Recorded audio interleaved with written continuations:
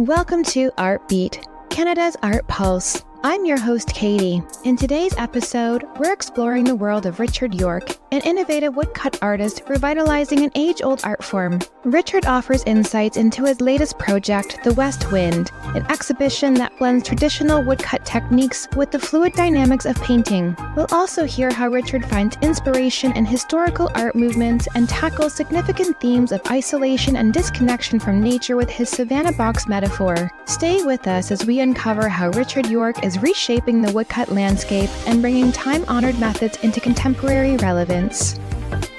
Richard, hi. Hi, how are you doing? I'm great, thanks. How are you? It's a nice sunny day. I'm fine. Richard, can you share with us the journey that led you to become an artist? I'm interested in hearing about where your passion for art first started and the early experiences that shaped your path. I started drawing as a kid. I was into cartoons, and I think when I was 5 or 6, I lived in Wisconsin. I was born in Wisconsin, and I had a neighbor that was better at drawing cartoons than I was. I used to draw them off the TV and things, and that kind of got my interest going. And then I think when I was a teenager, I became interested in doing printmaking.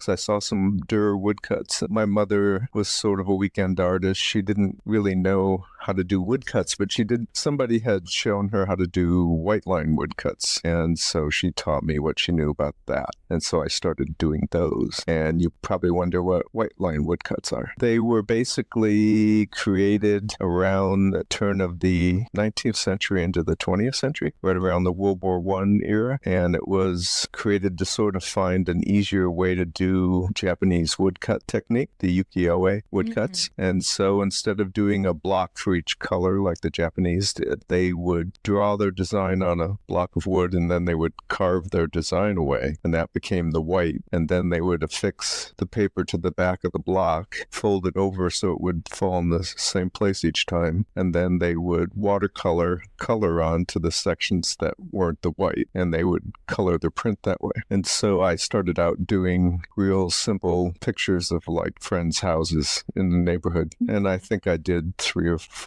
of those, and were sort of simplistic, so I kind of lost interest in that, and I was trying to teach myself how to do more Dürer-ish woodcuts, and I discovered the German expressionist painters, and they were printmakers, a lot of them, and so it was a lot more direct and vibrant, and usually it was just black and white, but they would do colors with a couple blocks, so I started out trying to duplicate that with my own imagery, and it kind of went from there. Do you have an upcoming show? I do. Mira Goddard here in Toronto called The West Wind. What can you tell us about this new show? It's been in the making for about 2 years. It started with the idea of what if Tom Thomson had made woodcuts? So it was a thought experiment. I've always been interested in the history of woodcuts, but when I moved to Canada, I basically tried to learn everything I could about Canadian woodcut artists. And the history isn't pretty well, it's not really defined in a book anywhere. There's little bits and pieces in different books, but there really is no overriding history of the woodcut in Canada. There was a show at the Glenbow Museum in the 1980s that was called Images of the Land, and so that catalog for that show was in the library here on Salt Spring.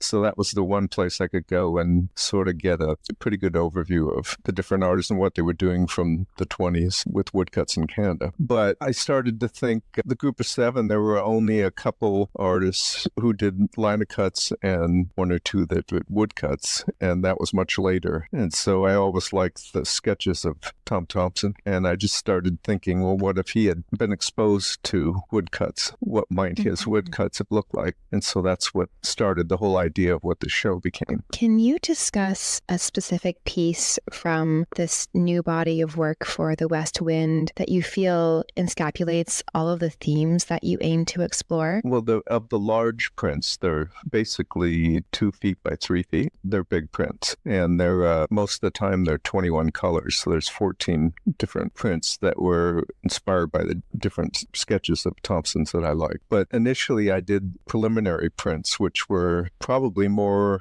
along the line of what he might have done without a lot of printmaking experience. So they were simpler, maybe 1 or 2 colors, 3 colors. And the first one I did was called Canoe lake. It evolved basically thinking it was raining. He was sitting in his tent and he couldn't paint. So he had a board there and he sketched on the board and took his pocket knife out and cut away everything that wasn't his drawing. And basically took some of his oil paint, dabbed it on the board and printed it on a sheet of paper. And so that was the first idea. It was sort of an expressionistic, rough cut look. And that kind of was the first one I got into. And then I tried to create prints that were from the time period of what different styles of woodcuts, like a white line woodcut. So that would be 1914 to 1917. So I did a series of different prints in different styles with sort of topics that would have been of interest to him. Like one was a log jam, a very abstracted sort of cubist log jam that's in the show. And it's a figure on a bunch of logs with a dark background, and it's all sort of modernist abstracted. And that was just getting in the field, but all of those prints weren't how I wanted to see and how I was going to challenge myself to try and create this other body of work that was much more painterly. What can you tell us about that? How did you choose the subjects for your painterly prints? Really, it was what paintings appealed to me, and I was trying to do a different color palette in each print. So I would pick different prints from different seasons, but ones that would allow me to push myself in my carving techniques and use of color, and that would make each one different and interesting. And how do you balance what I would assume are the inherent limitations of the woodcut medium with your ambitious artistic visions? The biggest thing was trying to create, in a painterly print, everybody has an expectation of what a woodcut looks like, and it's usually fairly simple, but I'm approaching it as each down to the brush stroke. So how could I recreate a brush stroke? And that was one of the big things I had to get clear in my head. Just what does a brush stroke look like if you were going to do it as a woodcut? And so I talk about it in the essay. The galleries published a catalog to go along with the show. And so I wrote an essay in there that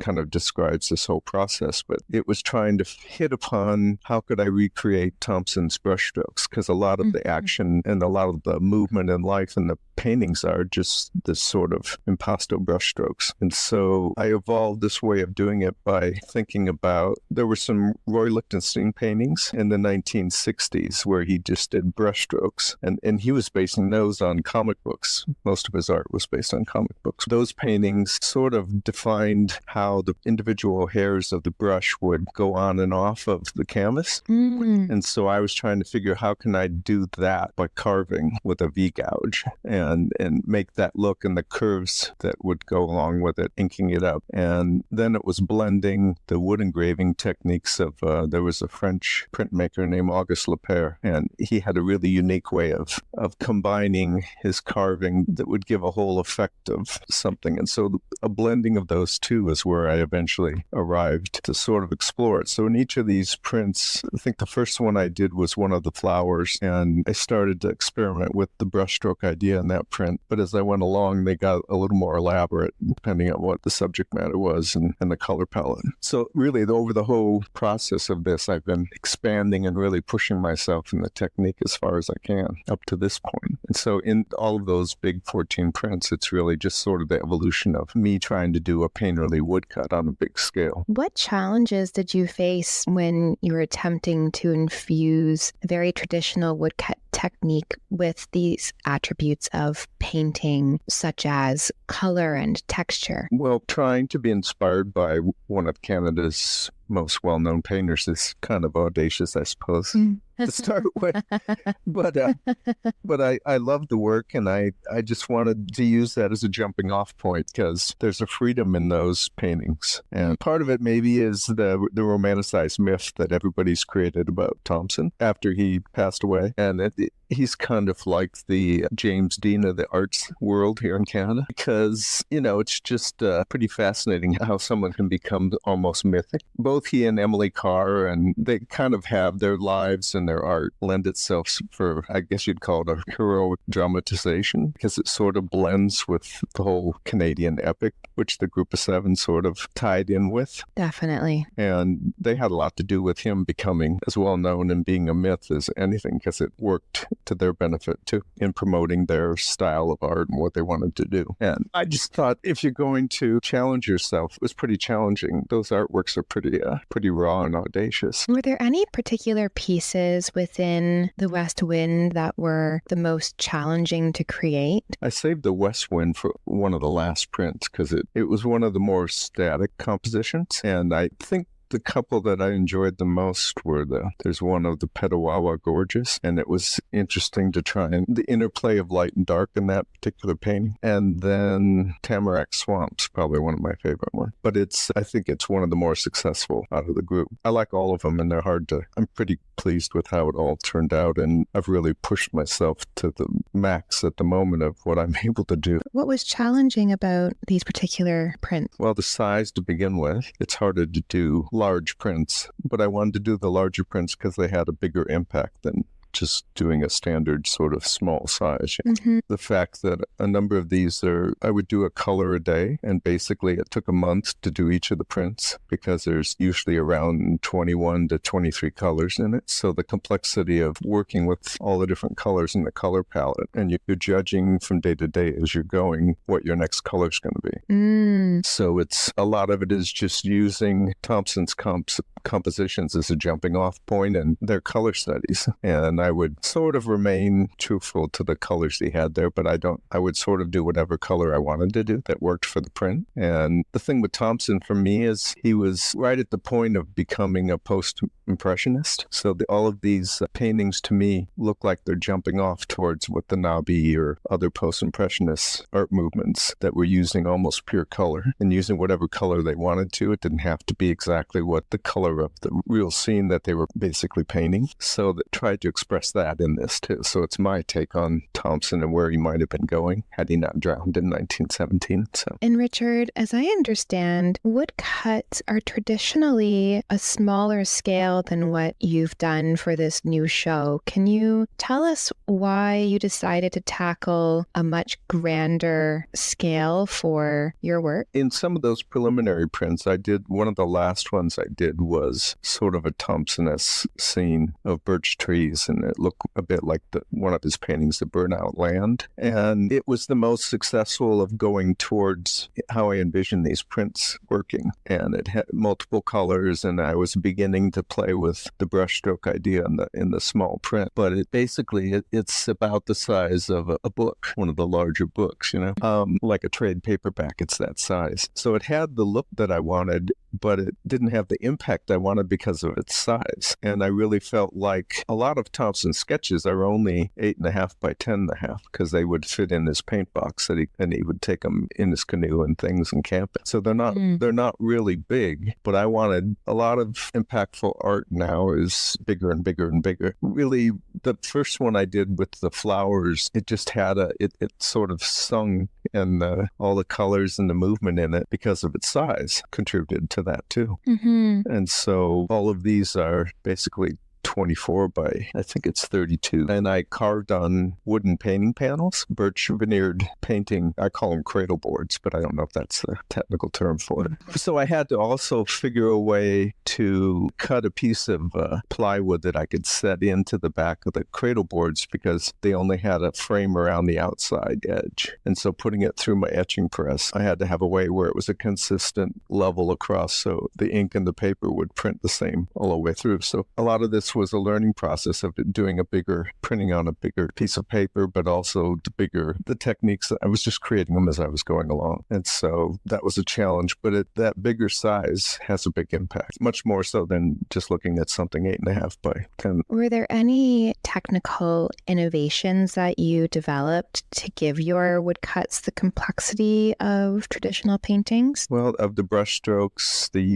I don't always worry about perfect inkings. I like a little bit of the previous color to show through here and there, which is more like what a painting is. If you go to printmaking classes, they always try to have these perfect inkings, and it's a good way. You need to learn all the rules while you're learning how to do it all, but when you're actually getting to the point where you're trying to express something and get a certain thing, then being able to play with that and arrive at a certain look, you have to have that freedom to do that in order to express what you're trying to express, if that makes sense. So it's the color palette, it's the use of oil-based printing inks, water-based inks inks, which is a lot of people print with now, they tend to have more of a matte finish. And oil-based printing ink, especially when you're using 23, 24 colors, it tends to build up sort of a sheen. It has a whole different look to it. It's a combination of a lot of things, and it's also, I've been doing this for on and off for 40 years, so I have my 10,000 hours in, and it's kind of hard to pinpoint certain things. You just do things by instinct and experience. Well, it just evolves over the process. You from day to day, you're looking with the colors that you've built up, and then you're going to pick the next color that'll go with that.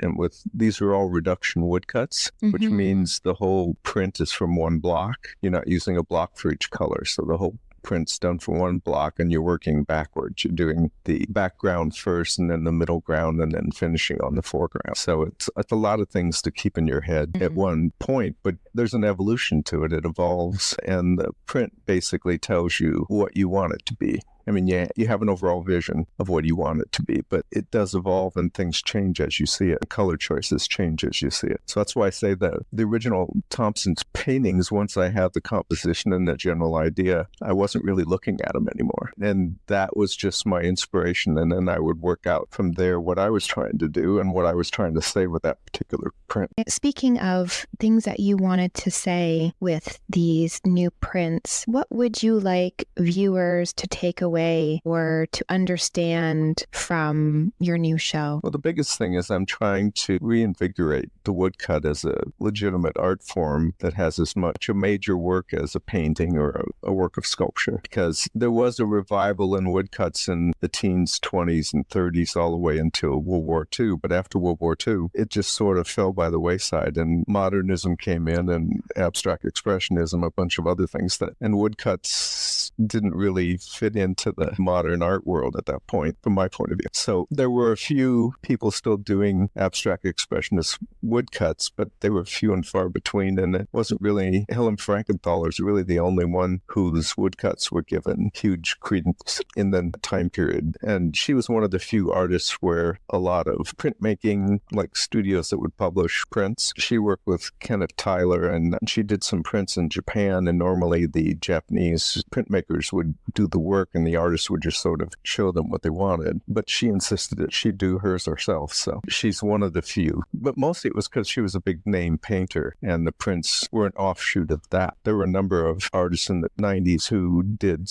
woodcuts, but they were done by Japanese printmakers. In my case, I'm doing all those things. I'm designing it, I'm inking it, I'm printing it, I'm carving it. So it's a bit more like what the woodcut revival in the 20s and the 30s were, where they're handmade prints, and I do small editions because I want to do more prints. I'd rather do more diverse prints and on a larger selection of them than spend maybe doing 100 prints and only do 5 prints a year. So they're really a handmade thing, and each one's slightly different, and there's artistic statements, and I just wanted that to be something that is given value and credence again. Well, I'm lucky that Mira Goddard Gallery took me on as a printmaker. They hadn't brought in a new printmaker in like 20 years. So the fact that I'm in a major gallery, there aren't a lot of woodcut artists that I can see that are doing that, where their primary artistic expression is a woodcut. When we first spoke, you very easily walked me through the process of woodcut prints. Could you do the same for our listeners? Sure. Well, I do reduction woodcut, which is the whole print's done from one block. So I will sketch on the block, and I have to take my drawing and do it in reverse, because when you print on the paper, it's actually everything's reversed from what you carve on the block. So I usually put it on the block with India ink, and sometimes I use a Sharpie because it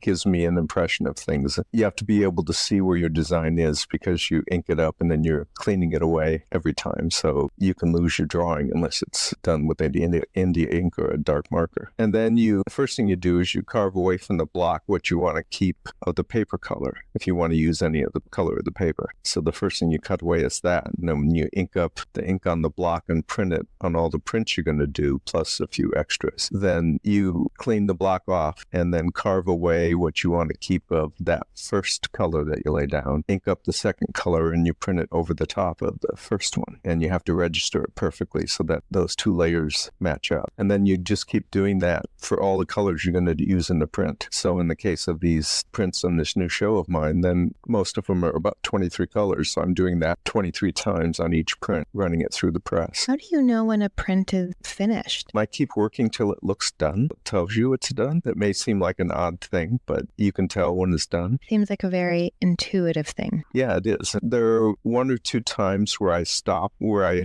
had envisioned maybe one more color or two more colors. And then I looked at it and decided, well, I'm going to stop here. And then every time I look at those print, I went, well, what if I'd added those other two colors? Keep going until it tells me that that's as much as I need to do with it. Is there anything in particular? Is it a feeling? Is it a thought? How do you come to understand that the piece is telling you that it's complete? I think it's just experience and intuition, because when you first start out doing prints, you have all these grand ideas of what you want it to be, but you don't have an understanding of the language to realize that. Woodcut is like a language, so there's all these techniques that are the vocabulary of things that you learn that are inherent through the history of woodcut, and then it has its own grammar of a certain way of how you put those techniques together to create something. So once you've learned the language, you get that idea of how to achieve what you want in your mind's eye to begin with. But it takes years to develop that. When you're first doing it, you know certain parts of the vocabulary, but you don't always know how it's going to fit together and be realized when you are actually printing it. What do you mean by the language? I'm a bit of a history of the woodcut nerd, so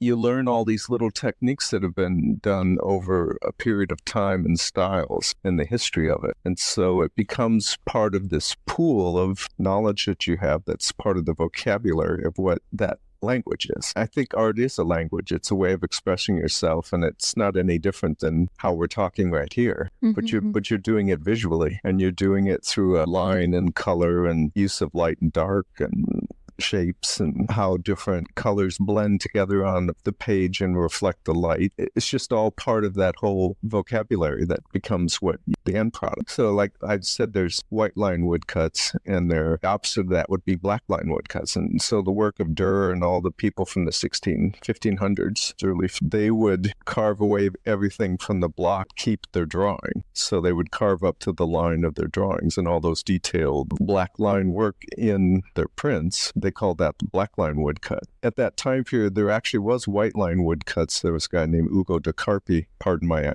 Italian, I don't know how you would pronounce it, but he would do white line woodcuts where he would carve his drawing away, and he did a bunch of people with banners like knights and things, and they were simplified where it was mostly what you were inking up was the background around his drawing, so the white was cut away. And then in the late 1700s, Thomas Bewick was an English printer, and he began wood engraving. He sort of invented the wood engraving, and that what wood engraving is really white line woodcuts. So you're carving your drawing away on the end grain of the wood as opposed to the plank side, which is what most woodcuts are. So it's harder and it's a tighter grain, and you have to use engraving tools to do your drawing and carve it away and ink it. But so all those different techniques give you different looks, and that becomes all the vocabulary. So once you've sort of taken that vocabulary, then you can expand on it. Hopefully, I talked about carving brushstrokes. Well, the wood engraving, like Auguste Lapierre, he was using his carved lines going different directions and thinner and thicker to give you, when they would ink it just black, it would give you gradations of gray because there's more white space, more paper space between each of the lines. And by only inking it once like that, the way he carved it gave those gradations of gray to black that gave it sort of a halftone look. And so how do you blend that with brushstrokes? So I was trying to create something different and more like a painting when you look at it. That'll be for people that come and see the prints and decide for themselves. But so that's trying to push the language then, see, of what the woodcut is. And how do you try and make it exciting? And it's exciting to me, but how do you express that to other people through the work and push the boundaries of it a bit and make it something new and something interesting? Speaking of language, you've mentioned using elements from the woodcut medium's language to achieve a form of self-integration. Could you describe this process and how it has evolved over your career? Well, I'm kind of artist that I'm trying to put emotion and movement and things into my work. So I'm not really always trying to just depict reality of what you see. It's more of a blend of the two. And that subjectivity, part of it is using aspects of who you are in your life. There was a show in 2020 at Mira Goddard that was called Spirit Doubles. And unfortunately, it hit right in the middle of COVID, and it opened, and it was right about the time when everything was shut down. Like the AGO, I was there for the opening of the show, and then I think the AGO closed the next day or something, when basically everybody was locked down. But it was a really interesting show, and the idea was that Spirit Doubles in that, there are two prints in that show, and one of them was called Totem, where it was a horizontal series of images. My great-great-grandfather, my great-grandfather, my grandfather, my mother, and then me. I'm on the right-hand side. So it was blending of the three, and they were all sort of different Warhol-ish colored backgrounds behind us, and they were all different colors, but it was showing the line of all of my mother's side getting to me. And so that print was interesting, and I liked that one. So that's one way of self-integration. I had another print in that show called Sketching, and so while obviously there's a DNA sequence of in that print Totem of who I'm descended from, in the print called Sketching, it was the influence of Munch, Edvard Munch. So it was a scene out in the harbor. I'm looking out my living room window, and there's a harbor here. And I was on the beach across the way, sketching, sitting on a rock, looking down, and over the water, there's sort of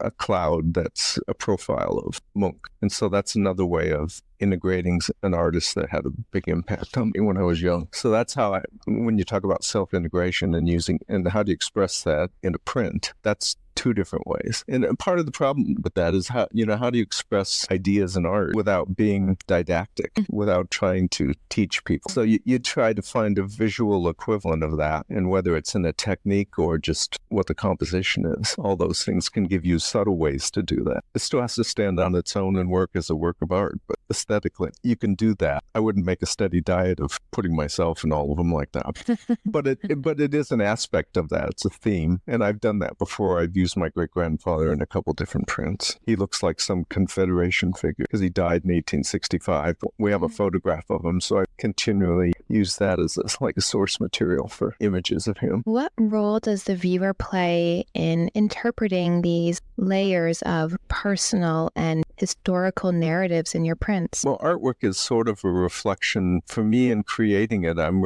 looking at it from one point of view, so subjective in that way. But like I said, it has to be aesthetically pleasing so that when someone looks at it, they're getting something from it. Someone looking at the totem, hopefully they'll get the idea that that's like a DNA line, But it has to be interesting visually, so you're doing things that make it hopefully an interesting print to look at. And with the Munch one, if you know what Munch looks like, then you'll get the impact from that. Otherwise, it's probably a strange print with this guy hanging over so just hopefully you have to make them interesting. When you're first starting to make woodcuts, you get an idea, or you get these diverse ideas, and you're doing prints. And so they're rather one-off-ish, disjointed, that you just have an idea and you do it. What I've tried to do with my prints over the last 20 years is they have themes, they have certain things that are important to me, but it's like each of the prints fits into the bigger narrative of how I see what I'm trying to depict. So when you look at it, you may not necessarily see what the big theme is, but if you look over a body of work, you get the big picture. What is the theme? Well, I've always been interested in how people are sort of separated from nature.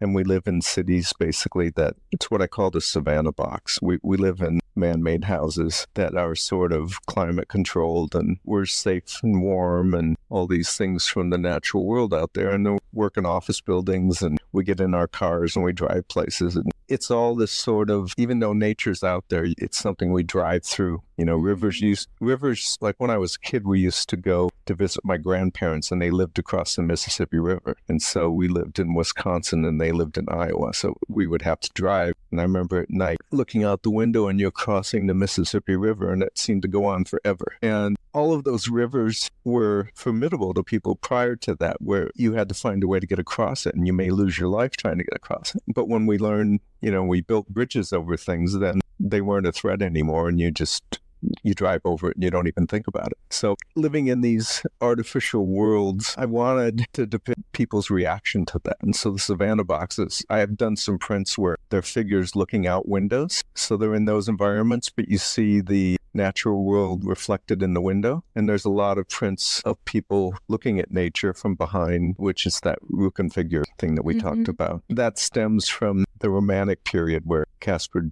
David Friedrich and other people would paint these paintings with people from behind, and they were looking at these natural landscapes. It just sort of is the viewer viewed from that point of view. They're viewing that landscape, and you're viewing them as a viewer. You're viewing them viewing that landscape. So it's one remove from just looking at a picture, because most of my landscapes, even in these for this new show, it's like I like them in a mat and in a frame where it's that image framed, and it's as if you're looking through a window. What inspired you to frame this through looking out a window out into the natural world? How does that artistic choice reflect our, let's say, cultural separation from nature? Part of the theme of this is sort of, we've fallen into what I call self-consciousness, divorce from nature. The culture that we live in is sort of like this envelope that protects us from the natural world. And the prints are trying to highlight that, but also move beyond that, so that people will. One of the things when I moved to Salt Spring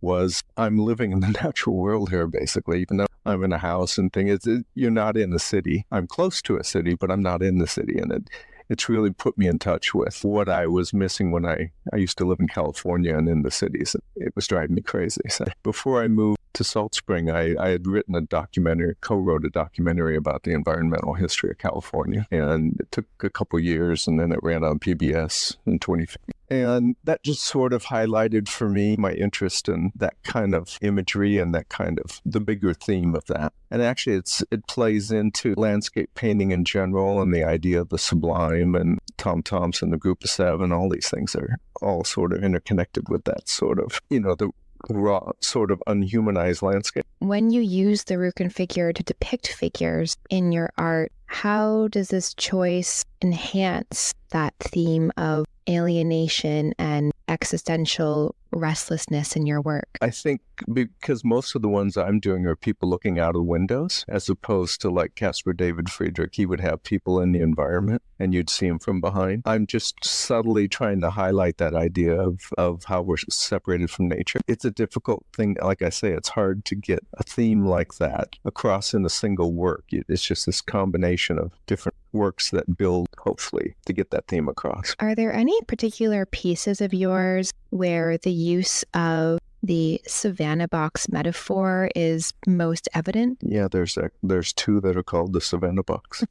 The average viewer looking at it wouldn't know what it means. I haven't really done as many of those lately, but they sort of poke through the last 20 years worth of work. I have a big print in one of the earlier shows I did that was called The Envelope of Culture, which plays to that theme of how we basically are isolated from nature and by our culture and things. It's actually a view of Victoria Street from like a second level, and then up in the sky there's a little what looks like an envelope edge, and that's actually the envelope of culture around the edge, and then it's a view of the city. It's probably in my head more than it is in the print. But if you understood the idea, it's all there. And how do you hope that your audience will respond to these themes of isolation and disconnection from nature when they encounter your art? There's a long answer and a short answer. The long answer is, since the industrial age, people have been more and more separated from nature. And I was talking about being a bit of a Luddite. Well, the whole Luddite movement was a reaction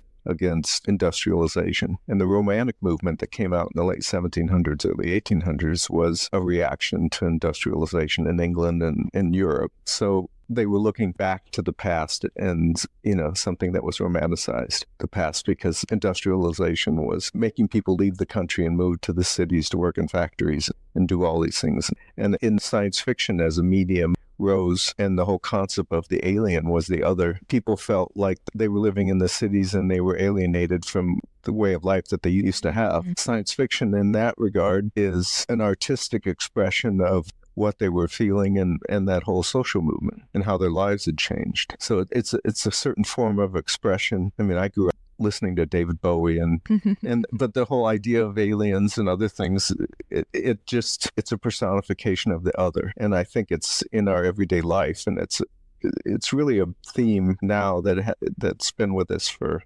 years. It's been honed in a variety of different ways. And I just think the more and more we live in cities and our lives are regimented and we lose privacy and all these other things, just that anxiety builds up, and there are different ways that people express that in art. My way is to try and find a way through the depiction of landscape and people on the edges of that landscape. Are there any ways that you think art can bridge the gap between our seemingly isolated modern lives and the natural world that we've distanced ourselves from? Well, I think it does. It gives you different perspectives. One thing about art is that each artist is creating a different world, and it's sort of a different world as they see it. I don't know about you, but I don't think there's any bad art, because art's just a self-expression of the artist. There can be art you don't like or art that you don't identify with, but all of these different artists are creating their way of looking at the world, and you can buy into it or find it fascinating, or you don't. And so the blend and the diversity of art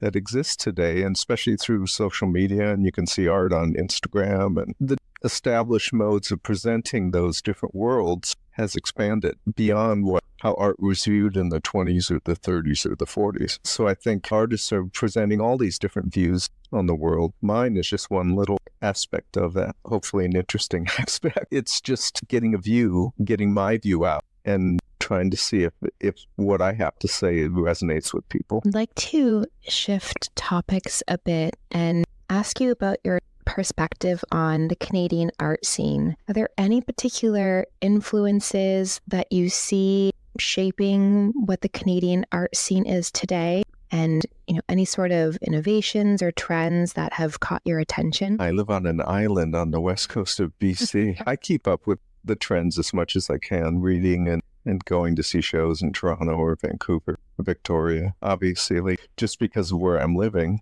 cut certain things, but I'm always looking to see what's new. And I'm not certain where the Canadian art scene's going. It seems to be a bit up in the air at the moment. There's certain people that I follow. I tend to like art of the past, if that makes sense. I gravitate towards things of the teens and the 20s and the 30s, but I like art across all different modern art. But it's tough. I really don't know where it's going. I mean, there's a whole valuable attention being given to First Nations art, to basically styles of art and artists that have been disenfranchised for the last 200 years. And I think that's valuable. And I think it's long overdue. And I don't know where it's going to go. So you just have to sit and wait and watch and take in what is presented to you. Do you have any, thoughts around what the biggest challenges and opportunities are that face Canadian artists today, especially in terms of gaining international recognition? Well, to begin with, it's hard to get any recognition at all as an artist. To begin with, you're developing your talent, you're developing what you want to say, how you want to say it, and trying to reach a level of expertise where you want to put the work out there, and then you want the work to be appreciated. But art is like everything. It's like music or writing. It's a subjective thing. And so how do you get your work out in the world? How do you get it into venues? That's an age-old question that there isn't really a good answer. My father-in-law was an artist and a cartoonist, and he tried most of his life to get attention, and he got things in, a few places, and he syndicated his own comic strips and things. But he never had that degree of success. A lot of it's luck. And how do you have that happen? I don't have a good answer for that, and everybody struggles with that. And so one of the great things is the explosion of social media, so you can put your artwork on Instagram, or you can sell it on Etsy, or you can do all these other things. There is no one sort of established way to get your artwork out there. If you were Basquiat in New York and you were painting you were doing graffiti artists and putting things all around and trying to get attention. That was one way in the 80s. People still do that. I don't know how. It all comes down to getting your work known. How do you get it to the people who take an interest in it and find it valuable and interesting? And what you have to say is being valuable and interesting. That's always a luck of the draw and chance. You have to have the goods when your opportunities arise where you can step up and produce and have things to say and still do that. But I don't have an answer for that because I think a lot of it is luck. Can you tell us a bit more about the history of woodcutting in Canada? I've tried over the last few years to learn as much. Part of my process is to do research about topics that interest me, and the woodcut in Canada has always been something I've been trying to learn about.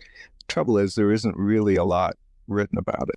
And so beyond that catalog for the images of the land show that Patricia Ainsley curated at the Glenbow Museum in the 80s, that's a good book and a good overview. There are a couple other books that were published by the ROM in the 80s that had to do with etchings and engravings, but I couldn't really find much about woodcuts early. I think wood engraving was something they were used in newspapers and the Illustrated Canadian, like Picturesque Canada, that one book from the 1800s that had wood engravings illustrating. But those were they weren't viewed as fine art. They were commercial art illustrating something. But it did keep the technique going, and there were artists that knew how to do it. They just weren't doing it for their own work. And it wasn't until probably, I think, Walter Phillips' first woodcut that he did, depending on who you listen to, it was either done in 1916 or 1917, but it was called Winter. And it was something that a technique he had learned from reading an article that was in the Studio magazine, which was an English arts magazine published early 1900s. And I think the article he read was published in 1913. So it described the English method of doing Japanese prints. And so that print he has is done in a ukiyo-e manner where you brush the watercolor onto the block and print it. And he did a few in 1980 and then developed that more. And really, in terms of Canadian printmakers, Walter Phillips is the one who most consistently became known for woodcuts. And he did them up until I think the 19th. And they were always he was a watercolor painter and born in England, and he carried on that English watercolor tradition. And the ukiyo-e prints blended with his interest in watercolor, and so he developed that kind of quiet style. He liked tradition, and it was that watercolor tradition. He wasn't, somebody who was trying to break and do emotional or subjective works. He was depicting the landscape that he saw. And he would do his kids' images of landscape. He lived in Winnipeg, and he'd do images of the Lake of the Woods or Muskoka, and he did some in the Rockies. And then he did a few when he moved to Victoria here later in life. He did some of the channels and things of British Columbia here, around the islands in Victoria. And then I think he did some wood engravings like around Haida Gwaii. But they were small. All these prints are small. Again, they weren't large prints. And they were very quiet and very traditional. He wasn't trying to be radical. He wasn't trying to be modern art. I think Bertram Booker, who there's a show at McMichael right now, one of Canada's first abstract artists, who was critical of Phillips because he just thought he was too traditional and he wasn't pushing the boundaries. So if he's the most famous, then there wasn't Edwin Holgate, a few other people that were doing woodcuts. And then, after the war, the trouble was everybody used woodcuts as you would take a class and you'd learn how to do relief prints. And that was one of the relief prints that you would learn how to do linocuts and monoprints, which is, I do all of those, but woodcuts interest me the most. So there is a history, and there were people in the 20s and the 30s here in Canada doing, Carl Schaefer and other people that were doing color woodcuts. But there just isn't this huge tradition, and it wasn't all that well known. And that's part of my goal, is to make a Canadian woodcut better known. So Richard, what's next for you? I think what's next for me is